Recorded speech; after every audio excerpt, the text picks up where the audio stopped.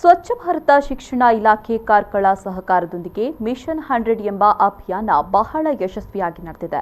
ಅದರ ಮುಂದುವರಿದ ಭಾಗವಾಗಿ ಕೃಷಿ ಇಲಾಖೆ ಹಾಗೂ ತೋಟಗಾರಿಕೆ ಇಲಾಖೆಯಿಂದ ತಾಲೂಕಿನ ವಿವಿಧ ರೈತ ಸಂಘ ಹಾಗೂ ಇತರ ಸಂಘಗಳ ಸಹಕಾರದೊಂದಿಗೆ ಒಂದು ವಿಶೇಷ ಯೋಜನೆ ಕಳೆದ 6 ತಿಂಗಳಿನಿಂದ ಮಾಡ್ತಾ ಇದ್ದೇವೆ ಅಂತ ಕಾರ್ಕಳದ ಶಾಸಕ ವಿ ಸುನೀಲ್ ಕುಮಾರ್ ಹೇಳಿದರು.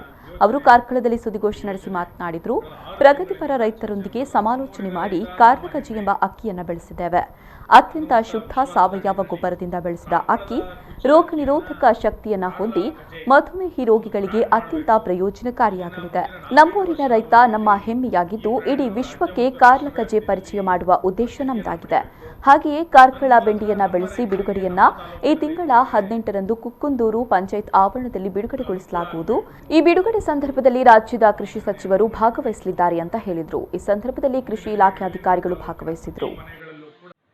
ತೋಟಗಾರಿಕಾ ಇಲಾಖೆ ಮತ್ತು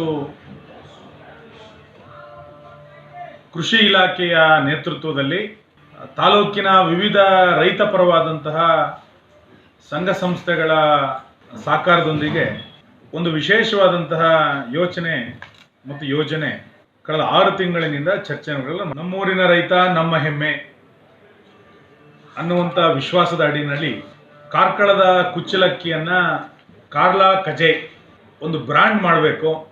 ಇದನ್ನು ಮುಂದಿನ 4-5 ವರ್ಷದ ಅವಧಿಯಲ್ಲಿ ಈ ಬ್ರ್ಯಾಂಡು ರಾಜ್ಯ ಮತ್ತು ರಾಷ್ಟ್ರ ವ್ಯಾಪ್ತಿಯಲ್ಲಿ ಪ್ರಸಿದ್ಧಿಯನ್ನು ಪಡಿಬೇಕು.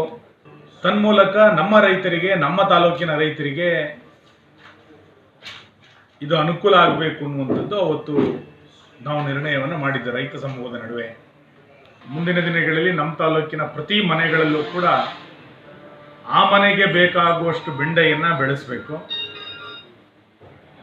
ಮತ್ತು ಕಾರ್ಕಳ ಬೆಂಡೆ ಇಡೀ ರಾಜ್ಯವ್ಯಾಪಿ ಇದನ್ನು ಪ್ರಸಿದ್ಧಿಗೊಳಿಸಬೇಕು ಅನ್ನುವಂಥ ಪೂರ್ವ ತಯಾರಿಗಳನ್ನು ಕೂಡ ನಾವು ಮಾಡ್ತಾ ಇದ್ದೇವೆ. ಇದರ ಬ್ರ್ಯಾಂಡಿನ ಬಿಡುಗಡೆ, ಕಾರ್ಲಾ ಕಜೆ ಬ್ರ್ಯಾಂಡ್ ಬಿಡುಗಡೆ ನಾಡಿದ್ದು 18ನೇ ತಾರೀಕು, ಜನವರಿ 18ನೇ ತಾರೀಕು ಬಿಡುಗಡೆ ಆಗ್ತದೆ.